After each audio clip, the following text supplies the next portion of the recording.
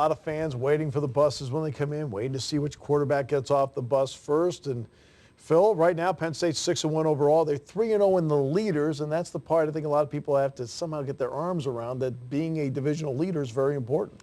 I guess divisional play still hasn't caught on among the Penn State fans, but right, like this Saturday, every Penn State football fan should be rooting for Michigan State to beat Wisconsin. Exactly. So that now brings up, do the fans understand divisional play and who should be beating whom?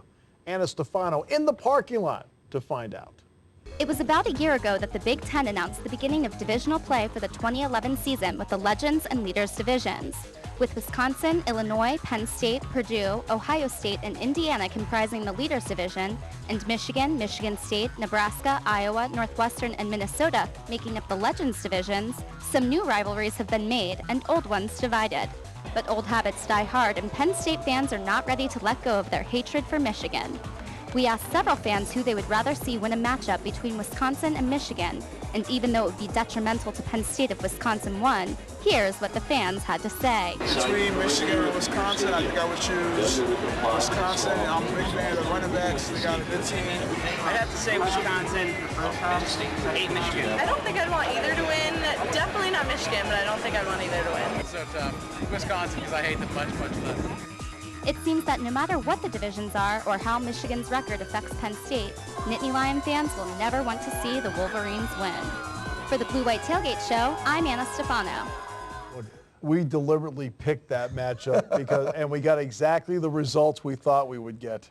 We got to educate these people, right? That's the job of this show. All right, so let's get to the Legends division. Here we go. This is where it stacks up right now. This is Michigan State. After that big win over Michigan, they have the advantage because they beat Michigan head-to-head, and now they have a big one coming over to Wisconsin, which then brings up the Leaders division. And the front runner in the Leaders at this point, the Nittany Lions of Penn State.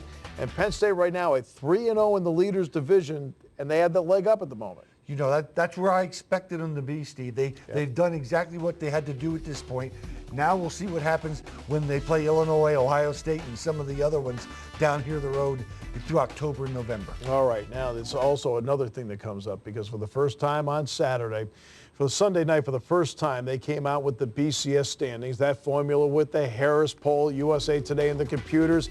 It's LSU, Bama, Oklahoma State, but those top four teams play each other. Yeah, okay? So we're going to have some changes in the BCS as the season goes along. Right, and there's Wisconsin at 6, hurt by their schedule. That's why they're 6th. The Nittany Lions are at 21 with that 6-1 record. So BCS standings are out, so let the fun begin. Yes, and if people don't realize this, was it 6 Big Ten teams are in the top 25 in the BCS? Right, let's take a trip around the Big Ten right now and take a look at what's happening. Wisconsin, Michigan State, that's prime time. Illinois bounce back, haven't won at Purdue in 10 years. Nebraska plays at Minnesota. You know they're the prohibitive favorite, and Indiana will be at Iowa. All right, now the other side of it. Now the BCS this week, there are some important games, and this is all stuff starting to count now, Phil. Yes, it is. There's no question about that.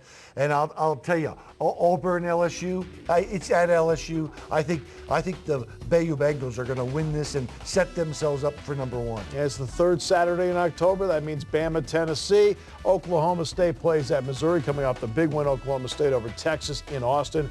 And 25th ranked Washington is at number 8, Stanford. And Stanford has just been outstanding. I mean, luck's good, but they play like a Big Ten team. Yes, luck's good. Their defense has been surprisingly good. But this will be a test for them. Washington at 5-1 is one of the surprises of the 2011 season. All right, our keys of the game. Let's start with my keys of the game. First of all, let's get to it right there. Time of possession, I think, is very important. I think getting the running game, because that feeds into time of possession. And then when Northwestern gets to the red zone, field goals or turnovers. Yes, and that's been Northwestern's bugaboo, just like Penn State to this point. Now, all right. I Here's agree yours. with them all. I agree with them all, Steve. All right. You got it. Once you get to the red zone, you got to put the ball in the end zone. No question about that. And keep Persa in the pocket. Last year, he hurt him running the football, no question, and controlled possession of the clock. Should be a lot of fun. Saturday night, 7 o'clock, Ryan Field. For Phil Grosz, Steve Jones, our entire crew, thanks so much for joining us on the Blue-White Tailgate Show.